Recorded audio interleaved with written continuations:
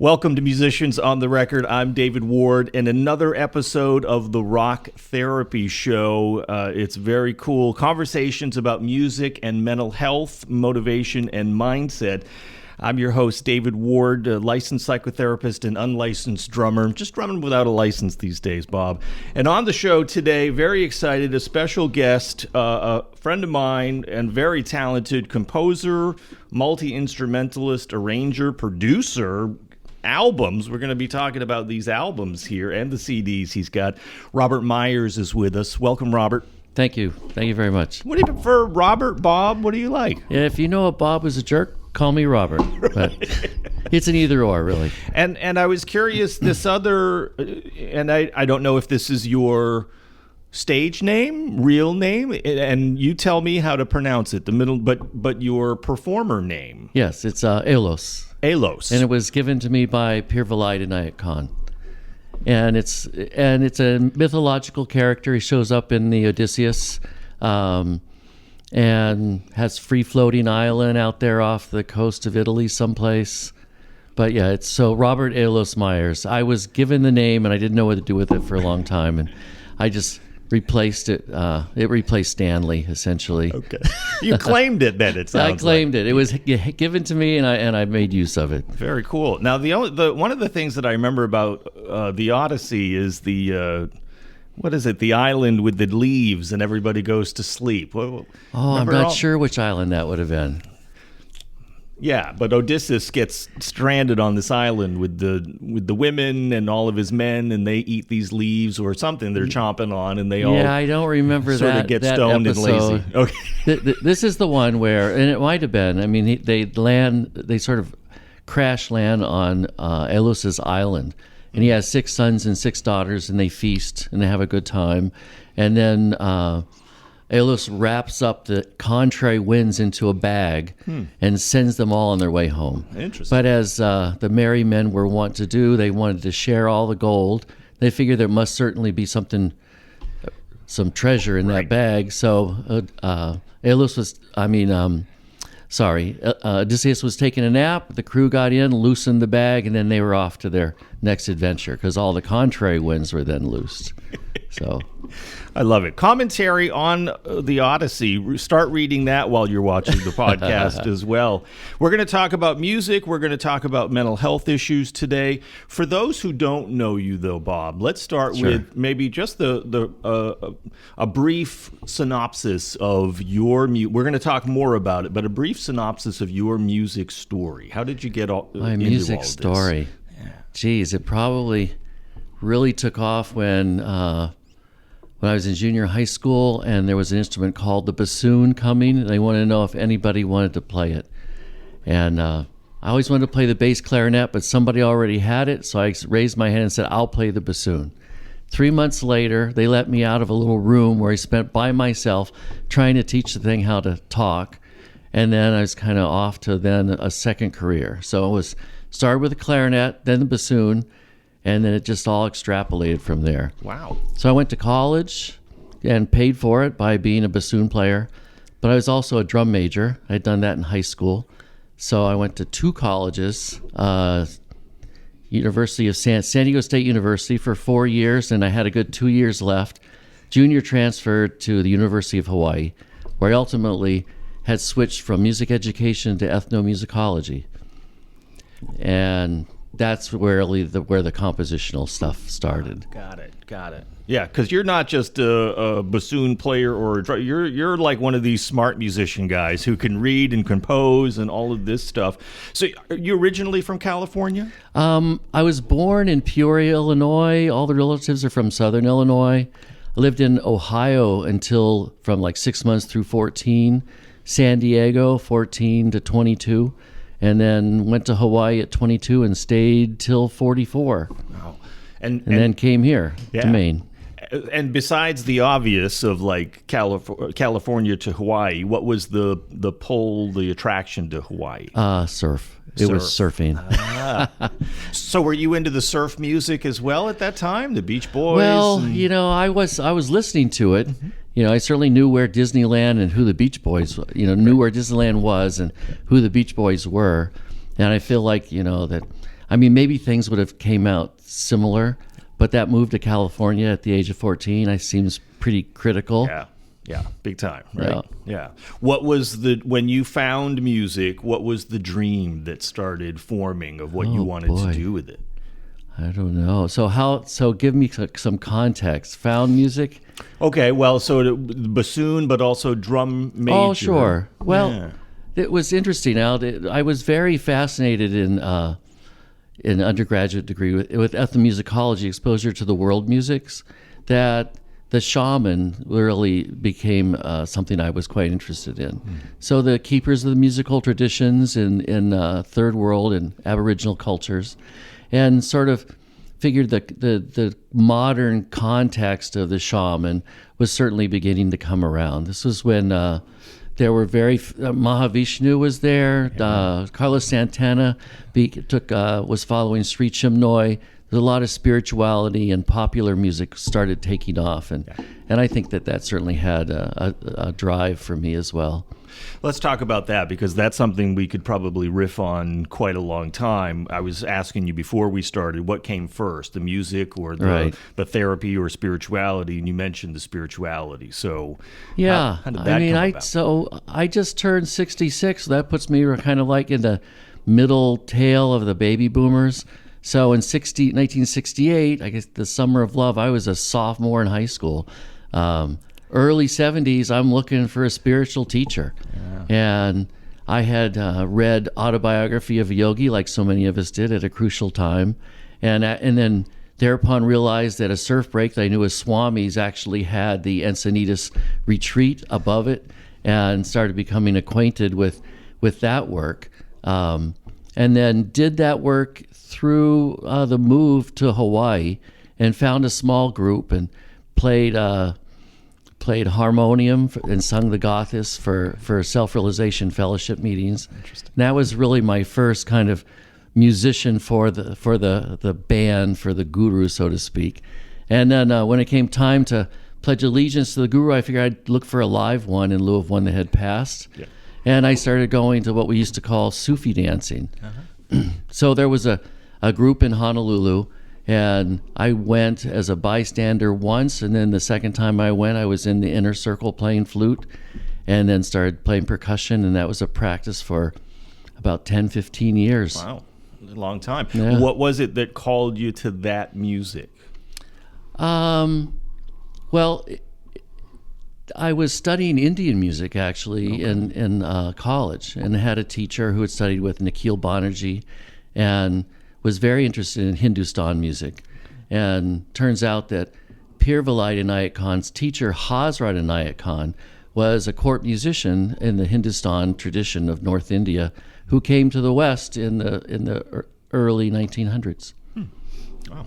And so some of that just caught you. Yeah, and synchronously, there were little sayings by Hazrat Inayat Khan talking about spirituality and music were showing up in Waguru chews and candy bars and the most unlikely places. And so I just kind of followed the breadcrumbs. In candy bars? Yeah, there were little Waguru chews. They were little rectangular oblong things. They had like little sayings on the backs of them, not unlike teas that we'll get these days with little things. Yeah. The guru chews. I missed that, but I love that. That's very. That's like opening up a thing of bubble gum and having. I know, it's true. I mean, I haven't thought about that for a long time, but. Yeah. So I hear about other folks with some of the gurus.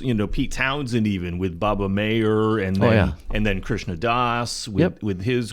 Did you ever think of heading to India? And well, the truth, I did actually. I was filling out grants to go to north of New Delhi, but probably the best thing that never happened was I didn't get that grant. Okay. So I didn't go up into the highlands of the Himalayas and actually meet anybody. And I've yet to go to India, though it's kind of still on my bucket list. Yeah. But yeah, I mean, I was very interested in I mean, at a juncture when I went to Hawaii, I had plans to either go to, I had a good 2 years left of school. I was going to go to Ali Akbar College School in San Francisco, where I'd thought and visited a few times and thought I might study sitar. And or I would go for a long surf adventure into Baja California, or I would go to New Zealand and finish undergraduate school. But I had sent audition tapes to the University of Hawaii and showing them that I was a drum major and a bassoonist, and what could they do to help me finance my last 2 years of school. So they invited me on down, and I kind of did all those things there in Hawaii. I love it. Say more about your drumming as well. Drum major. What? Yeah, it was. I was in marching bands longer than anybody should ever be, and at one point I became so in our marching band culture in Southern California, there was one drum major that would kind of be the main ringmaster. Yeah. So you'd go down the middle of the road during parades, or you'd like strategically place yourself for halftime shows. And I did that. I did marching bands through high school, and then my senior year was a drum major. And then when I started in San Diego State, the marching band was actually on strike. But then my second, third, and fourth years, I was drum major at San Diego State, and then I did 2 more years at the University of Hawaii. So if it was I would have aged out, actually. I would too much best. If you go more than 4 years, they make you like graduate or go away. Right. But as a 6-year senior, I just kind of kept it going and it helped finance school. The drum marching strike. What was the strike about? Well, there's a little known fact, I think, that big schools with marching bands, everybody in the marching band gets deferred tuition. Okay. Yeah, and so if you got a kid who can play the glockenspiel, then make sure they don't put the stuff away, because you could save yourself a lot of cash on school. Didn't know that. So I think that they were revisiting that, if I recall, and so the marching band just decided that they'd go away. And so after a year without a marching band, San Diego State University decided they'd have them back. Got it. Yeah. So good deal right there. You started unionizing almost. Yes, and seemingly, yeah. Yeah. What year around was this? The early 70s. So I graduated high school in 71, 72. So I took up drum major again in the fall of 72, actually. Yeah.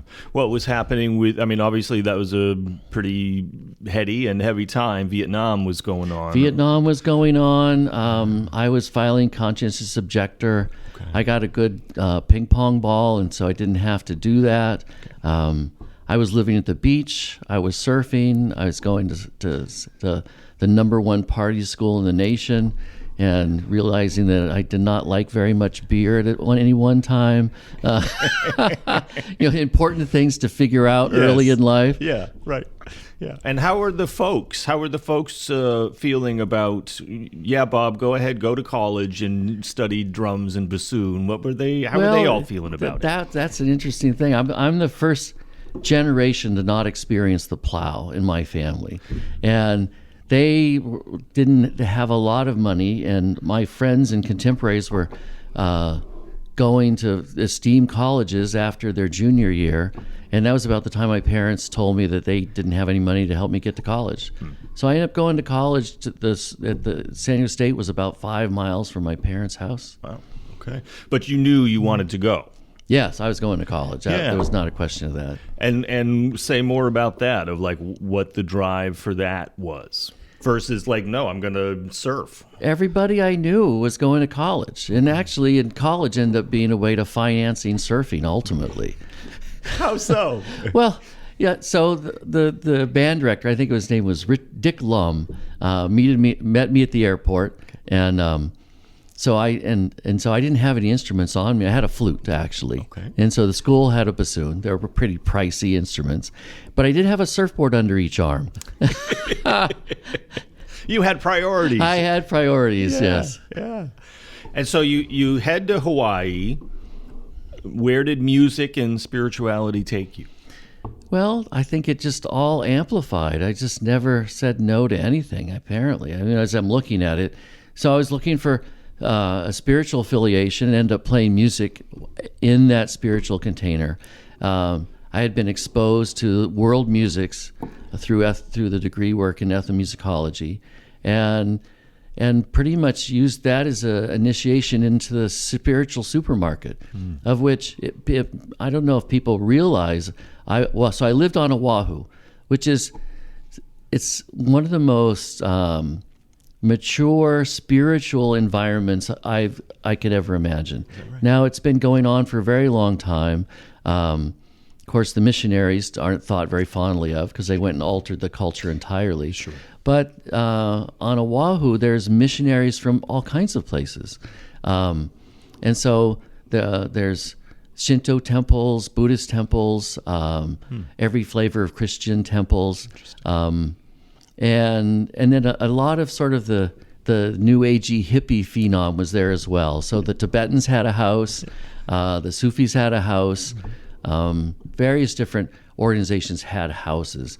So these are back in the days when I think the Divine Light Mission would have houses. The sort of the resurrection of the phenom of the Kanka, or the spiritual ashram, was in full bloom in the latter 60s, early 70s in Hawaii. Wow. And I think there's still these places where you can go and access alternative religious phenomena. I mean, I hesitate to call it that, but...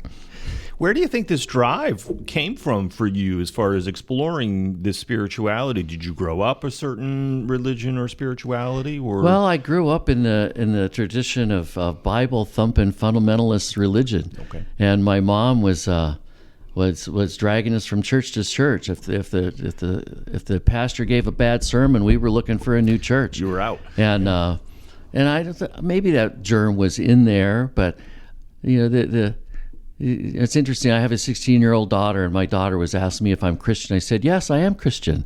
She goes, what about all that other stuff you talk about? Well, I'm also those as well. You know, so universalist, maybe. Yes, that would work. It's kind of a limiting term, even, yeah. but maybe close enough, right? Well, and where I've landed is, you know, it's many cups, the same juice. Right. Yeah. So wherever the juice is, I'm pretty close, and with a cup. Yeah, nice. Well said, right? But this wasn't like, you know, with the Beatles and their spiritual pilgrimage to India. It wasn't like you were forming the dream of I want to be the next Beatles. No, you had something different in mind for your music. Yeah, there was. There was a stairwell at the University of Hawaii, and I started doing and there were tiny little tape recorders, and what I would do is I would play in the stairwell and record, and then I would have another tape recorder and I would play the tape and then play over the tape, and that was my earliest recorded music. Nice. And very much influenced by Paul Horn's Taj Mahal. Oh, wow. The golden-throated, golden-fluted fellow. Did he pass away recently? Paul Horn, you would know better than I. Sure. But yeah, that was very much an inspiration for me. It was Paul Horn's Taj Mahal. Okay. And flute you were playing? Yes, and I was playing flute. Yeah. When did you pick that up? Well, I picked up the flute in Woodwind's classes in music education at the San Diego State University. And I jokingly say, but it's true, it's the last instrument I picked up. And I tried to sort of hold the banner for the cause of bassoon for a while. That didn't really make a lot of sense. And so I threw a flute in a backpack and sort of never looked back. Wow. And we'll put up if we can find one. I'm sure there's one, but describe the bassoon to me. I'm blanking on the bassoon it looks like a bedpost. It's grandfather in Peter and the Wolf, and so it's certainly a more orchestral instrument than anything else. Yeah. Every now and then it'll come out as a color instrument for some jazz work, and a couple of pop tunes have the bassoon in it. But it's pretty much, if you don't go into the orchestra, you're not seeing too many bassoons. Right. So. And were you studying classical or jazz before the world music came into play? I would suggest that the bands that I was in high school and college were very very contemporary woodwind ensembles, and so a lot of multi-rhythmic pieces. We used to say that the ink was seldom dry on the pieces that we would play, and that really exposed me to a kind of music making that it was very avant-garde contemporary music. And then, of course, bassoon was what I was playing. Right. Yeah. How do you feel like spirituality has informed your playing then, your development, even playing now? Well, at a certain point, it was about me as a composer making my own music. And this is probably the fork in the road that I took both forks. Okay. One of them is my own music making that was very much would follow a sound or an idea or compositionally develop, and it was stuff that I was doing as an artist. But then there was my involvement in spiritual music, where I'm really attending to the guru or the kirtan wala and supporting those musical efforts as a band member. And current band now? Current band, I still do the two things. There's the my own music making, and I do what I call my fife and drum act for kirtan. And I'll play for Devadas Shabalananda. I play for. There's Satya Fresh. I play for a handful of kirtan wallas here in New England. And then I'll play every other week or so, go to Boston once or twice a month and play. It's very much what Krishna Das, everybody knows who he is, but there's a lot of kirtan in New England and all of America at this point. Right. Say more about that for folks who don't know what kirtan wala is. Describe that, please. So kirtan comes out of the bhakti tradition of Hinduism, where it's about love, and what is in the kirtan wala will chant chants that are in Sanskrit, and then they'll be chanted back. So it's sort of a cantor tradition. So, and the lead singer, the lead wala, is typically will play harmonium, and then there's percussionists and flute players or violinists, and the banda, so to speak, is around the wala, and it's a call and response sort of thing. It's pretty powerful stuff, right? It's quite powerful, yes. Yeah. When did the albums start to come into play? When did you say, okay, and there weren't home recording studios back in '68, right? So or 71 or 75. Well, actually there were. I mean, really? there was a fellow I met during my tenure in the Honolulu Symphony, Bob Kindler, and he had a home studio, actually, a couple of reel-to-reel tape recorders, and invited and introduced me to the folks at Global Pacific Records. And so I had my first two recordings out through them.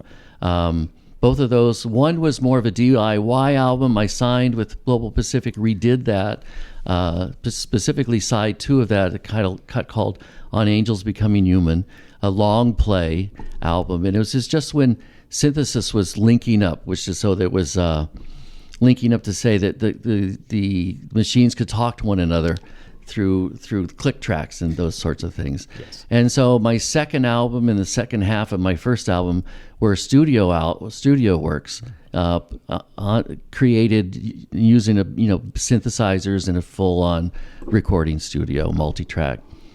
And are you playing the synthesizer as well? Yep. Yeah, so you're, again, multi-talented, multi-instrumentalist. We didn't hit that. When did you start playing keyboards or synthesizers? Oh, well, I got my first synthesizer. It was a Roland 101 module. I think I got it in 1979, and literally sat it in a closet and explored all kinds of things. I used what we called an Echoplex. So yes, it was popularized by Jimi Hendrix. Yes. Right. And anybody who could get their hands on one just loved the idea. Sort of you're in a field of music and a wall of sound versus any one sound. And then multi-tracking and boy, that's been going on forever. I mean, my first two albums to figure out what to do with these machines were, I think it was Vangelis's China and Giorgio Moroder had an album out at that point, and he was the fellow who did all the accompanying for Donna Summer. Oh, okay. So I figured I had a little synthesizer, but what were the possibilities? Right. Tell me about your first record contract, or signing with that back then. What was that like? Yeah, that was all pretty organic. There was this a collection of new age artists, and I think we were competing with Windham Hill at the time. There was artists in Hawaii and then beyond, and then the record company actually moved to Sonoma in Northern California and stayed there. And they signed with CBS Sony and then albums were released in Japan and America. So my first album was a cassette release. The second one was supposed to come out triple format. We got like 4 albums in, and all of a sudden the deal wasn't happening. There wasn't a lot of money spent on promo, and these things weren't going off the shelf as quickly as they thought they would. So my second album, Raise, was released in Japan and in America on cassette, and in Japan on CD. Mm. Yeah, and so some of the challenges, I think, and I want to show, we'll put some graphics up, but I want to show some of this to the camera here. Which album is this that I'm holding up? Well, this is my fourth LP, my second individual release, and it was recorded in 1992. It's the High Priestess. High Priestess, yes. Amazing. And I'm going to show, we'll put graphics up here, but I want to show, man, look at this. This is like Disraeli gears here. What's That's actually, it was a promo photo for a concert that was being done on the Big Island, close to Kilauea Volcano. I had an artistic residency there, and did a little show at the end of the program. And the myth I was working on at the time was Pele and Hi'iaka. So extrapolating themes and musics from the volcano. This is amazing, and this is a double LP. Yes, this was there was record producer Roger Bong of Aloha Got Soul was a record collector, found Ray's actually online, and called me up and asked who had the rights for Ray's. I said, "Oh, that's long gone by. It's not published, no rights. It's like no copies. I have a couple of, but I'm not going to let them go." Right. And we got to talking and explored the library, and he decided that he would re-release a lot of the material. So this was 2017. Was this double LP? Is that right? Put together? Yes. Holy cow! Just recently, then, and we're talking Asian, Arabic, African influences. This is amazing. Now this looks like. With Pete Townsend's synthesizer thing, there's a picture of you out back here. I don't know if the camera can pick that up, but yeah, that's sort of a little stage shot of some of the popular gear at the time. There's I think that's a Korg Poly 6 behind me, and a reel-to-reel tape recorder. You'll notice there's no wires connecting that, so it's definitely staged.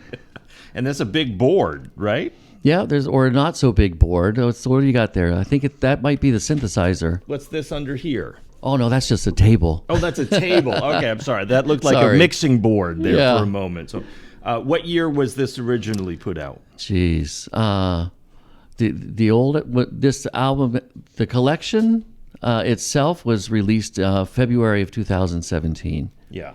But this looks like 82, but the original, this music 82, 84, in the mostly through the early 80s, through the 80s and early 90s. It was amazing. What was happening for you, just personally, professionally, when you started putting out these albums? Jeez, it was life in Hawaii and trying to make a living as a musician. It's a freelance musician in Honolulu, and to support that I drove taxi, I did after school care, I did a lot of different kinds of things, and was relentless around living in Hawaii and being a music maker. Part of what I did is I was in the Honolulu Symphony as a contract player for 8 seasons. I was a dance accompanist for the local university over there for several years. I would do 1 or 2 shows a month, and actually kept that going just for years. Wow. So I jokingly said I had like a difficult listening audience that would show up for between 50 and 75 people at a time for most anything I did. That's pretty good. And then there was a collection of us that actually did that music making. Okay. Worked with Kit Ebersbach, who is the grand poobah of alternative music making in Honolulu. Still has a studio, Pacific Music Productions, in Honolulu, and has recently been befriended by Roger Bong, and whose Aloha Got Soul is continuing to put out albums that are, it has a specific mission of music, not just there's a big Hawaiian music scene in Hawaii, but there's also a lot of different kinds of musics that come from Hawaii and the beauty that is Hawaii. So he's devoted his label to finding old gems and people that didn't get as much exposure. So I think I fall into that category. That's really awesome. And this album here, we'll put up a graphic as well. Tell me about this album, Bob. This album was picked up by Jeremy Grant of Origin Peoples, and he had actually come to the album release party for the 2017 album and decided that he'd like to do something unique and different. So it took us a couple years, and the disc one is primarily my own work and some new and some older unreleased items. And then the second disc of this work, there's stems taken from an ambient piece of mine handed to a few producers who created their own impressions of the sounds that were coming from my library. So it's kind of it's a very adventuresome work, and it's actually doing quite well. It's a lovely awesome album. Yeah. It's fantastic. It's called Talisman, and folks can pick it up. Where can folks pick this up, Bob? Well, you can go to your local record store and order it, or you can go to my Bandcamp site and just and order it through there. Okay. Somehow, somewhere, the music, the spirituality, all somehow led to therapy for you. Yes. Talk about that's another road. Well, that I think that I don't know how do I contextualize that.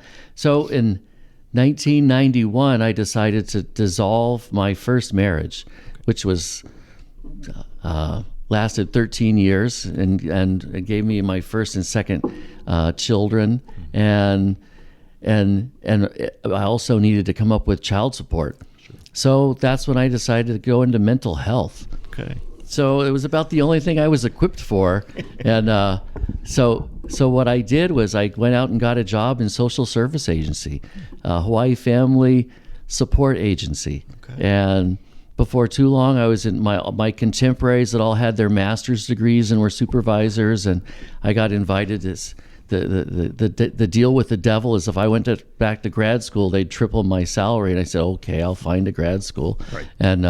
And then it was then we're off to the races. Yeah, and where was that for you? So I went to grad school when I was still living in Honolulu, and I went to Pacifica Graduate Institute, okay. And out of Santa Barbara. Yeah. And certainly the music and the spirituality certainly informs your work and your practice, right? Well, yes. And the thing about Pacifica is a very Jungian depth-oriented institution, and very much akin to the way that I would make music was very much to explore myths and archetypes, and there was a whole psychology around that that had been developed since the early days of Freud and Jung, and the object relation theories that come out of that, and so that's pretty much the tradition that I sat in as my listening stance, and I went from doing shows for X number of people to having the archetypes actually walk into the office. And there's a work of James Hillman suggests that people come in at their various levels of acornness, moving towards whatever oakness that they're to become. I love that. Yeah. So there was the thread of continuity is in my head and in my heart, though it's sort of like mental health. Yeah. Right. Yeah.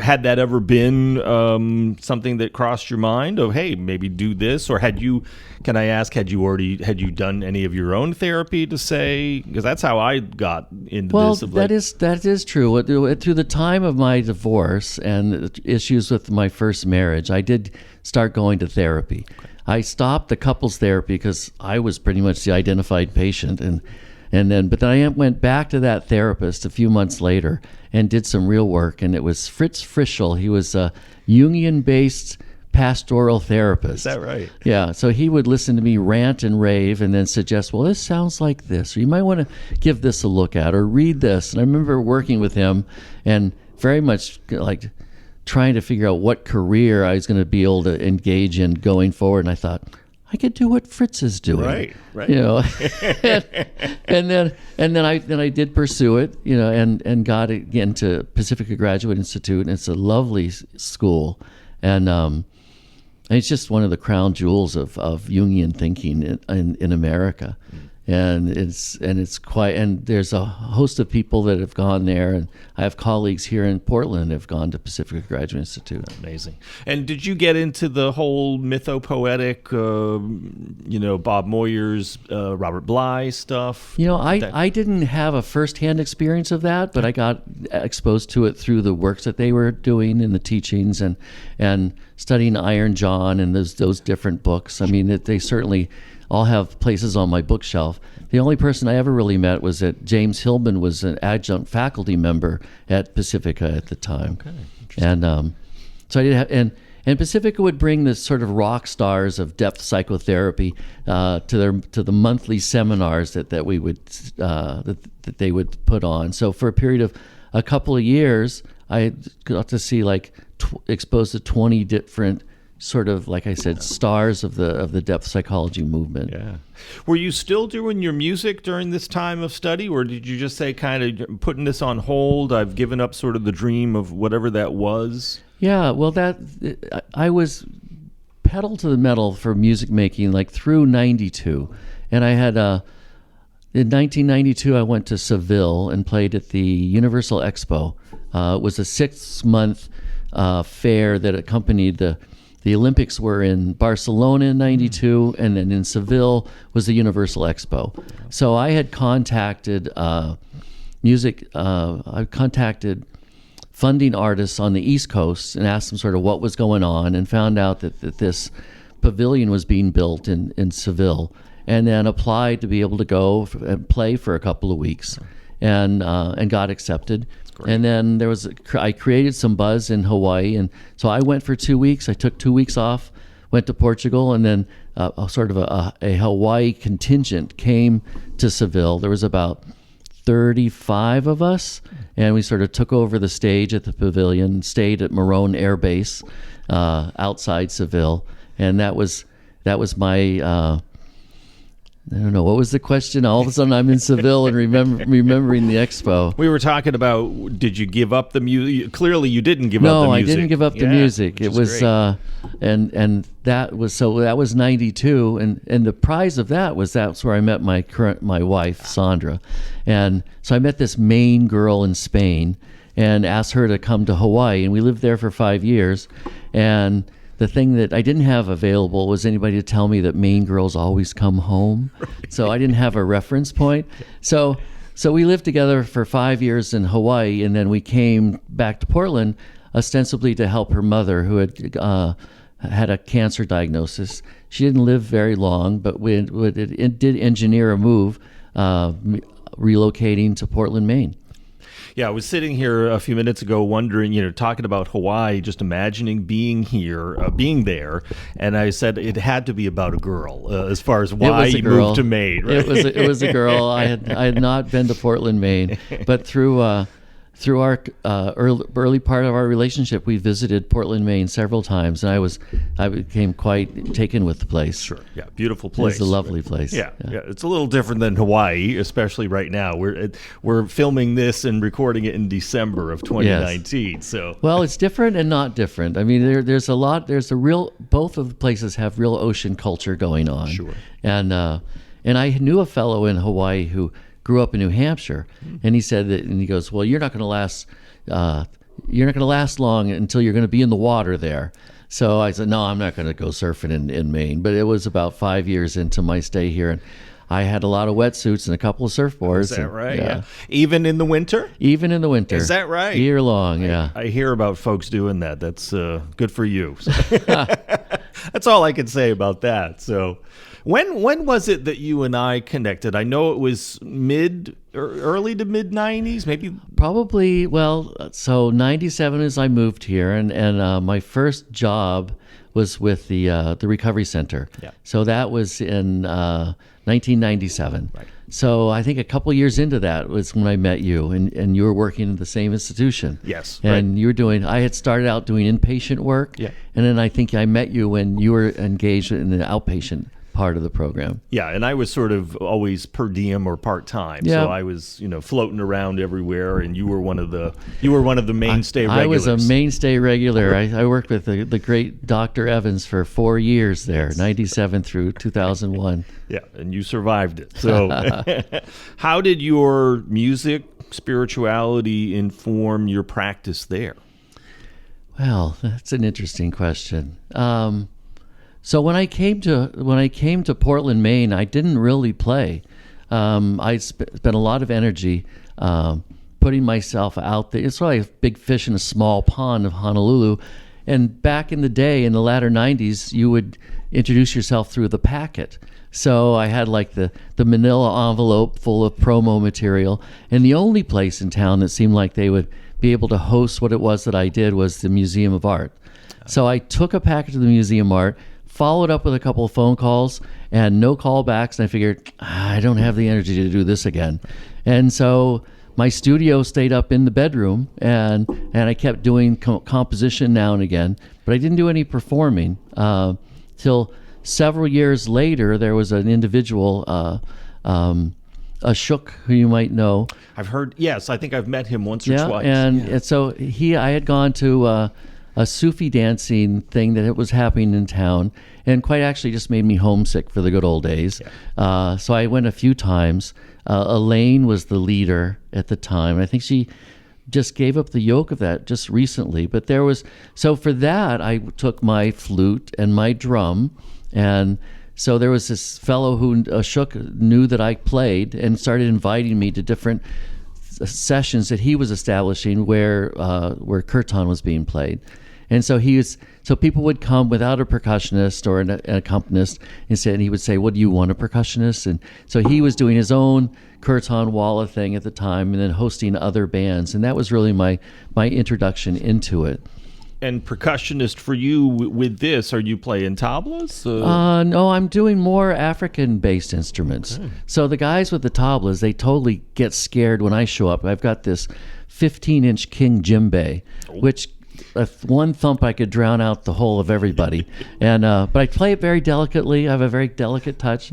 So it's all hand percussion. Okay. So I'll play this over there. Yep. Okay, got it. That looks like about a 12-inch. So I have a king djembe that I picked up actually in the Senegalese pavilion in 1992, and it's been reheaded once, and it's a lovely instrument. Amazing. So I play with that on my right side, and I have a doumbek on my lap, and I have a frame drum that I'll bring up now and again, and but then I also play flute and clarinet, and so whatever it calls for, I'm like I'm kind of the facility player. Yes. In fact, I love it when there's a tabla player, because then I don't have to play all the time. Right.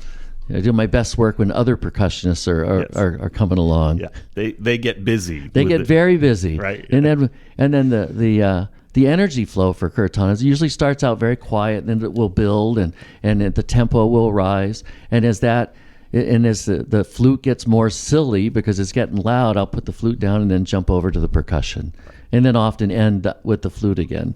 Nice. So it can be just me and a walla, or me as a complement of a whole big band. Depends on the audience and the meeting time and the format. So you're kind of your whole orchestra in and of itself. It sounds like that. Yeah, I remember being a clarinet player in high school, and I'd be the first one out of there. So now I'm like, it's he who dies with the most toys wins. Obviously, you see you're doing pretty well here. Right. I've got a few. Like, very, very grateful about that. Tell me a little bit about when you are composing and arranging on your own. Yes. What's your process? How do you even? Because like this, I can hit some drums, but I can't sit down and go, I'm going to write this stuff and like make some music out of the thin air. How do you do that? Well, I think of it as like the storytelling tradition.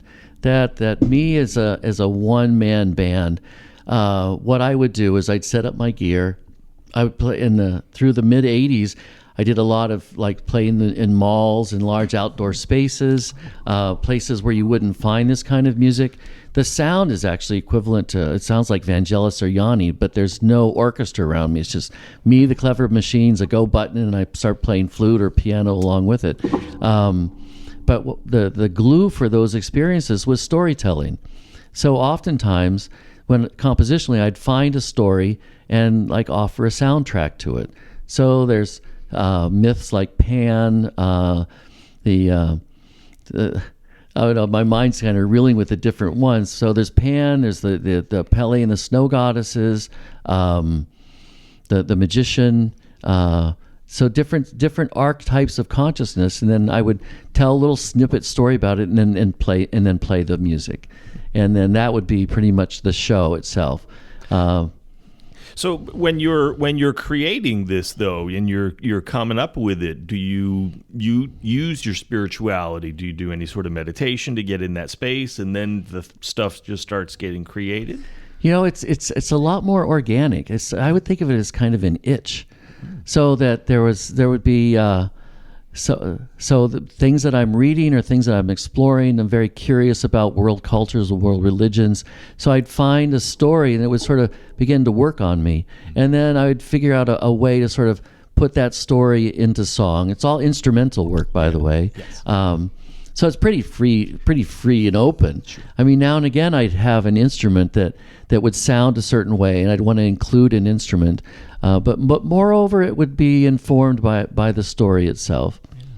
Can you say more about, for folks who know or don't know, the archetypes? Because the stuff that's coming up in my head is the Robert Johnson, the king, warrior, magician, lover. Oh, sure. Yeah. I mean, kind of archetypes. So if a good sort of exposure to the archetypes is like the major arcana of the tarot.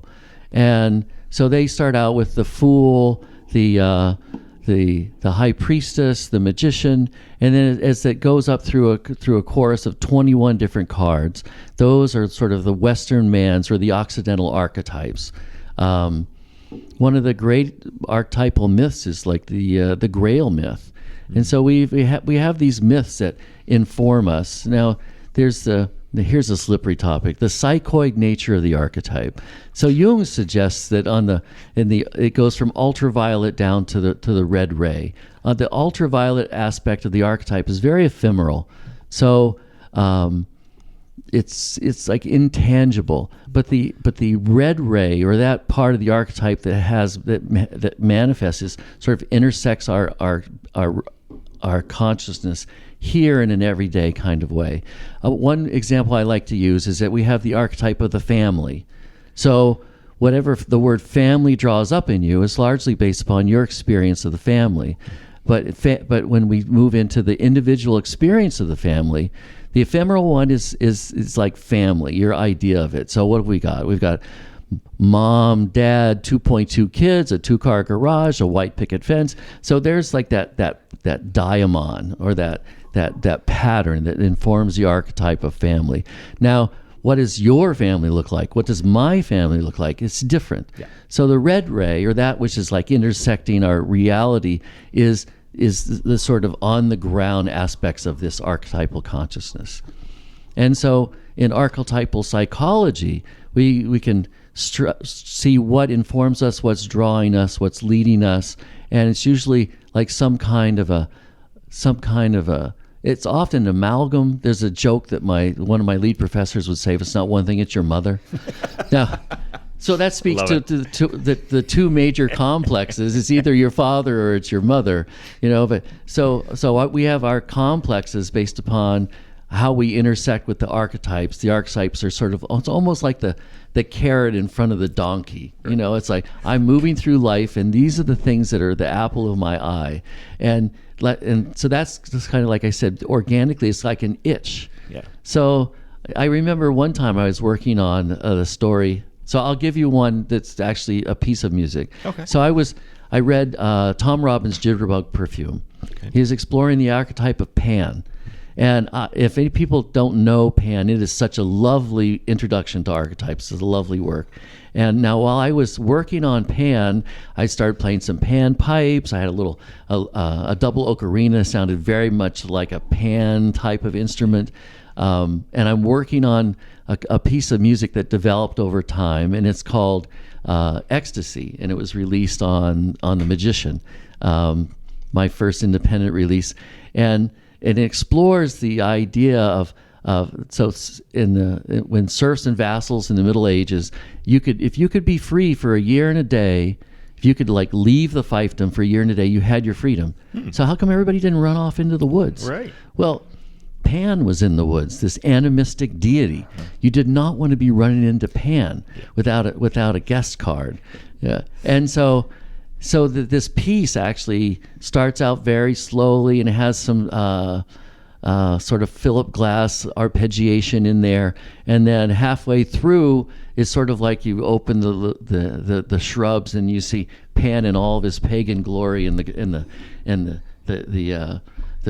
maidens in the pool, and they're having quite the Dionysian party there, and so this music was formed around that. Now, a surprising incident when I was working on that is that I had a fellow from Maui come and knock on my door, and I do not know this guy's name, but he reeked of patchouli, and I swear to God there was thick hair on his toes, and and so that's an interesting thing with archetypes of conscious is that the unconscious begins to participate, and so it's almost like you're getting notes sent to you from the unconscious, and so that's also considered the red ray, or that physical aspect of an archetype.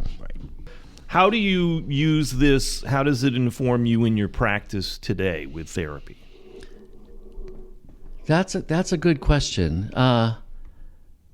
So let me think. So back in the early days of having a teacher, so my own spiritual guide is Hugo Valdez, Yaksan. He was given the name Hayuban Yaksan by Pir Vilayat Khan.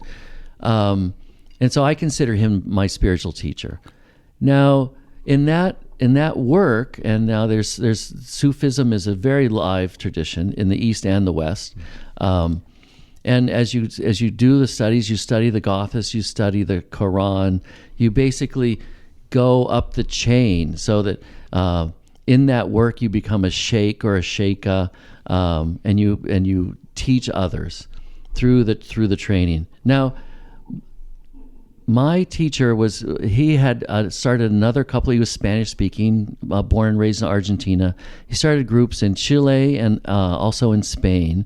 But he said at one point he suggested that we needed to take our spiritual work and put it into the community. That we were really good at doing, making dances and kind of a kirtan experience, if you would.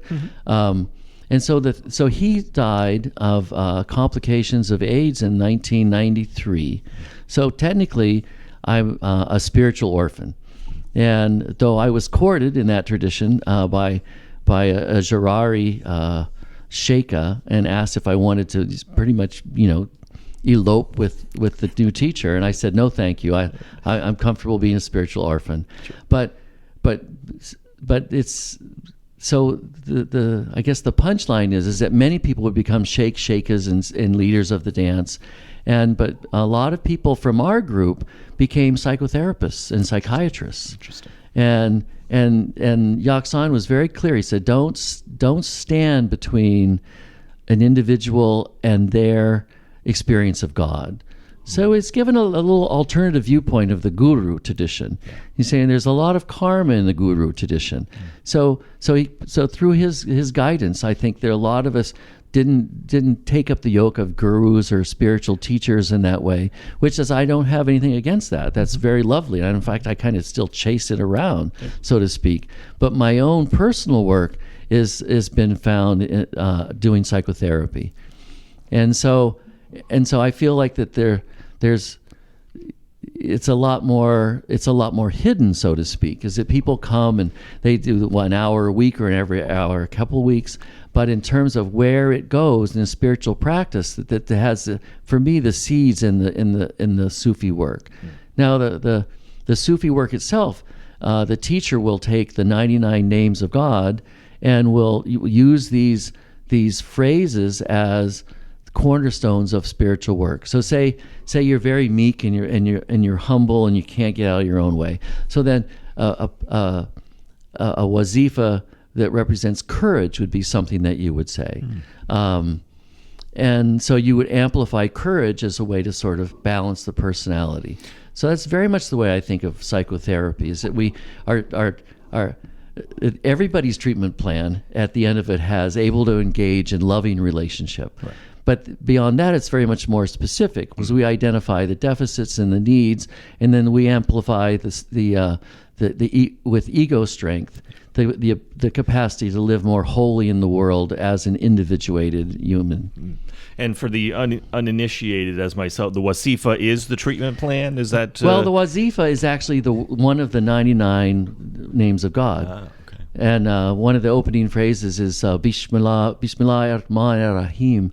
So ar-Rahman is most merciful, Rahim is most compassionate. So there you've got the first three names of God, Allah, ar-Rahman ar-Rahim. Got it. Beautiful. Yeah. It is very beautiful language. So you're thinking in this way with working with people of Yes. when they come in and they might be whatever, timid, anxious, you are helping them find their own inner courage. Yes, very much is the way and they're informing me through conversation as to what their desires and their hopes and dreams are. And then through conversation, it's and insight, because it is a verbal tradition, and I get a sense of what it is that they're moving toward. I don't know what it is exactly, but I just sit and listen. They tell me. So there's a lot of information gathering in the first session, and by the third session, we usually have a sense of where we're going and what the needs are, and everybody has their own reason to go to therapy. It's not a one-size-fits-all. Sure. And it's certainly not, the food's not that good where I work, so there's something bringing people in. Right. And I think a big part of it is a form to be seen and to be heard. Yeah. Which I think that we all have that. So in the Sufi tradition, it's suggested that God made man so that he could experience himself. Now, there's a lot of he's there, and the Jungian tradition itself is very binary. There's the male, the female, there's the conscious and the unconscious, and there's this side and the other side. So even with Jung's parentage, I mean, his father was a Lutheran minister, his mother a table tapping witch. Now, I haven't seen it written just like that. Those are my words, not theirs. But reconciling those two things within himself and then identifying practices to allow the unconscious to become more conscious. Yeah, I mean, clearly from everything that we've talked about so far, makes sense that you went, for folks who don't know what Jungian is, it's based out of Carl Jung. Yeah, the work of Carl Jung. Yeah, and that is a very specific type of therapy. Clearly with your spirituality and your music, you didn't just go all cognitive behavioral, right? You didn't go the Skinner black box, right? No, I didn't. In fact, when I was in ear training in college, I refused to go in and do ear training because it was you actually using the Skinner red box kind of forum, right? It's like you get the interval, you guess right, or you hear it, and you get it wrong, you get it's like, oh, it used to be so painful. Yeah. And I probably don't hear as well as I could just because of my resistance around that work. But yeah, it's but cognitive behavioral therapy is great. I mean, sure. So my linchpin for therapy is, like, say, solution focused, depth oriented psychology, which is a bit of an oxymoron.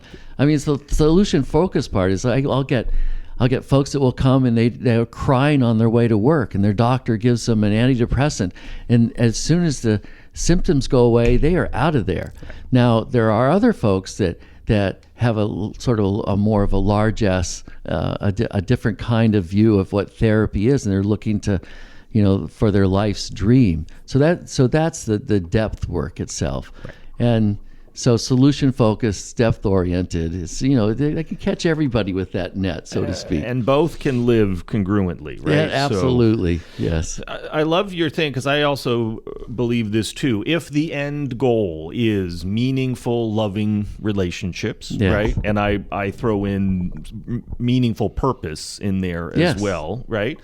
How do we relate that to, the storytelling, the myths, or very similar, the stories that we tell ourselves? Yes. What are some of those things that you see, folks, that's getting in the way of meaningful, loving relationships and purpose? Well, that's a very good question. And so and not to. So I often say, so I don't do cognitive behavioral therapy. However, I will not let an overinflated thought distortion move around the room unchecked. So it's often like the busy work of therapy is working these thought distortions, which I think are very natural, by the way. Yes. That when too many fire engines are in the intersection, I'm going to start catastrophizing, generalizing, and how do I make all this terror stop? Now those are, but there's a way of like moving into that language. It's like, well, is that true? How true is it? How often is it true? So as we start to deconstruct where the brain goes, just because we're under pressure, then we can not only relieve some of the pressure, but develop some insight around how our relationships really work, or how our careers are going, the different things that we meet in this life. Yeah. I mean, we're all doing the best job we can, I believe, and we're all playing the hand that we're dealt. That's right. And in terms of what people come with their various needs for psychotherapy, I have that germ of curiosity. I want to know how it's going to come out. Right. You know? Right. You want to know what the end of the story is going to be, right? And my own spiritual advisor, he'd said that Samadhi is the art of perfect conversation. Now think about that. So Samadhi is the Hindu word for at-one-ment. Now perfect conversation. Now this is different than sort of what I call barroom conversation, where I'm listening to you tell a story. Your story is reminding me of a story I really need to tell, and as soon as you take a breath, I'm telling that story. So what's going on in the therapeutic container is there's one story that's the important story, and it's the analysand, or the person coming for therapy. Right. And then if I get something triggered, the important question is this about me? If it's about me, then I just keep that to myself. Right. But if I think that there's something that's happened in my life that has relevance to the story, then I would share that after an invitation. Yeah. Right. So otherwise I would just be in my room telling my story all the time. Right, exactly. And you could have the bar in there as well, right? So you could have the bar as well. But with the training, and I don't know your relationship to your training, I don't know if I ever listened to anybody totally until I took the training. In the words of the Who, you know where to put the cork. Right. So I sit there and just shut myself up and listen, and then the hopes, desires, and dreams of the other is that's what comes forward. And then my work is to help them get to where they feel like they need to go. Right. Do you see that as a spiritual process? I absolutely do. Yeah. I do see it as a spiritual process. Yeah. And in that sense, in Sufism itself, there is no God except for God. And so, and when I take histories, I do ask a very blunt question. I go, thoughts on God? That's my favorite question. They're like, so they'll answer with their church life or one thing or another. I said, no, I didn't ask about your church, but everybody has a little different experience. Yeah. And I do love the devout atheists who say, I do not believe in God. And I say, well, that's very close to what I believe. I believe that there's nothing that isn't God. So it's a very, very close to one another. Right, absolutely. And just really honoring whatever story somebody is coming in with. Yes, right? Yes. Yeah. I mean, in my mind, it's all pretty contiguous. One step has led to another, and it just keeps unfolding. I think current thinking for me right now is I wonder how it's all going to end up. Right. I mean, having turned 66, not being in the 1% club, so I don't think I'm going to retire soon. But my Social Security is certainly augmenting my practice, and I just love the fact that I have found a profession where I don't have to retire. As long as I can stay awake in the chair, that's right, and stay current, then I'll probably remain relevant. Yeah, right. I think that's an amazing thought too, because I think about that sometimes too. We were some friends and I were just talking about that a few weeks ago. Of like, we all had a beginning of our story, and we're sort of in the middle of whatever that story is. I wonder how it's going to end. Right? Do you think about, death? I do think about death. Yeah. Now, quite a lot. I mean, one thing I should not just give lip service to, but it does inform my own. So I don't know I got 4 stories going at the same time here. So when I got out of grad school, I felt like I got like a Cadillac training, and I thought, but what if I meet a depressed person? What if they're suicidal? I had like no ashes work in the sense of the Iron John story. And so what I did is I sought out very difficult work environments. So that was the recovery center was the first one.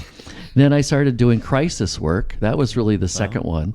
I did some case management supervisions, therapy supervision, but always a sense of that death was something I needed to become more familiar with. I keep actually a skull strategically placed in my office behind the person who's speaking to me. It's sort of a Hamlet prop, back in the bushes. I have a big giant bush in the corner.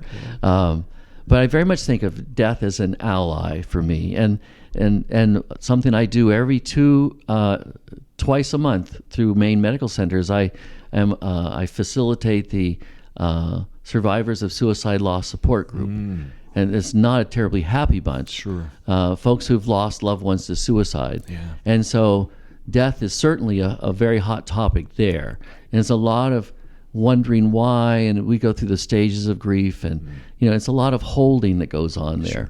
Sure. Like other kinds of mental health groups, there's a lot of correction. We want to talk you out of coming. Right. I mean, if you're depressed, try this, feel happy, or stop coming. Right. For this group, you come as long as it takes. Right. And with that kind of complex grief, whatever you're going through is where you're supposed to be. And so there's so much love in that environment of the people who come and hold one another. It's a very tender thing. Sounds very powerful. Very powerful. Yeah. And, a lot of states, including Maine, have just recently been passing this assisted suicide. Yes. I may not be saying that right, but what are your thoughts and feelings around all of that? I think it needs to be cautiously applied. There's, was it Kevorkian who did it as a sort of an underground movement, woke the whole system up. Right. But people have been taking their own lives consciously for a very long time. I mean, there were the Stoics of Greek, and it was a way of challenging the gods rather than allowing the gods to take you when they want. You choose when you want to go. Yeah. So.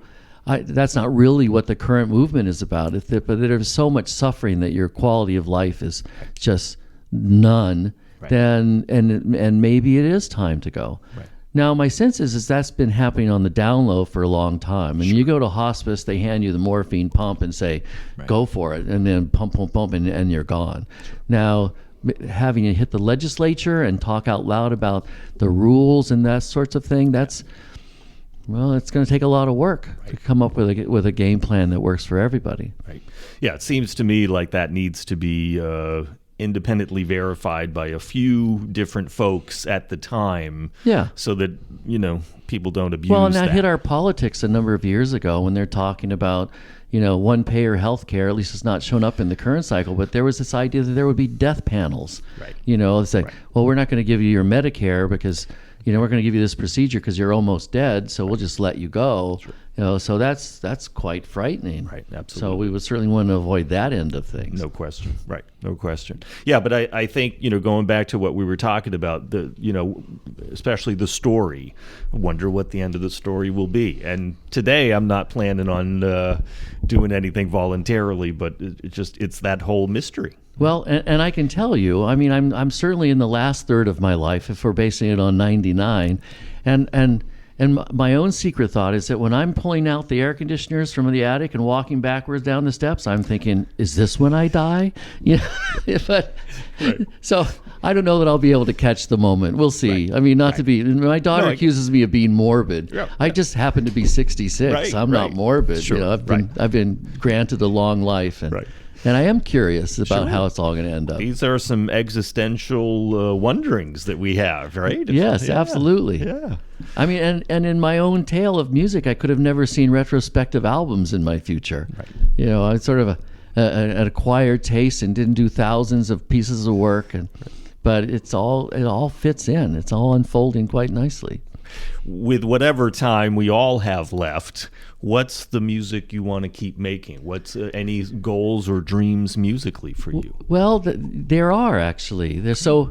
When I started performing this work again, I was like, how am I going to do it? Because the machines were like 20, 30 years old. I didn't know how I was going to do it. Well, it turns out that my gear all still worked. Great. And so my most recent performances are are actually the work that I've been performing all along, only better, because it's like there's software that's largely allowed me to just sample it and then remix it, and then it's all held in the computer. Back in the day, we used to carry tons of gear around. Now it's just a laptop and whatever you need to join the band. Right. And but I have been listening to a lot of future garage music. It's Ableton is pretty much the software of choice, and there's 20 and 30 something producers all over the world are speaking this language, largely found on SoundCloud. You can fish around, and I'm making friends in Latvia, Siberia, Russia, Texas, Oklahoma. Man. So that's where my ears are going right now, and that's not changed. I'm always. I mean, there's a statistic out there, or is it an anecdote? I don't know. It's but they suggest that your musical tastes fuse about the age of 30. And I do know people that always are listening to the Grateful Dead because that's what they did at 30. Well, mine didn't fuse. Yeah. It just keeps on going. Right. So yeah. right now, future garage music is up. And what is future garage music? I don't even know what that is. It's a lot of synthetic music, with a lot of voice, a lot of DIY kind of recording studios, but then mixes of. It's the most beautiful synthesis you've ever heard, and it's kind of the 3 to 5 minute song form, where they'll introduce. There'll be the thematic material goes over the first half. It softens up and then comes back in for the coda section, and it's amazing how similar it all is. Yeah. Despite it coming from all over the world. Right. So I would challenge any listener, and I do offer folks, I mean, I'm thinking of the anxious people in my practice. I say, and this is where the music therapy comes in. Yes. Once upon a time, I thought I'd be a music therapist. Okay. They're sort of the underlings of the treatment team. I didn't get any respect when I was talking about clinical impressions as a music therapist. So now I use music therapy sparingly, but I can tell you that the right music that you self-selected yes. and played at appropriate times can certainly get a little bit of the epinephrine moving along, and sort of, it's as good as Prozac, only if well applied. And listening to this kind of music can be very uplifting, or music can certainly enhance one's meditation or yes. how they feel about themselves. And so we'd all develop our own soundtracks. That's kind of what I'm listening to these days. Well, and clearly you've been worldwide for a long time, right? So give me a track or two for if I'm anxious and I want to calm myself down, and give me a track or two of yours from any album that I can put on and help sort of... Well, there's Dreamscape from the Night Kitchen is something that started out many years ago as a background to a Butoh performance in a Japanese garden in the East-West Center in Honolulu.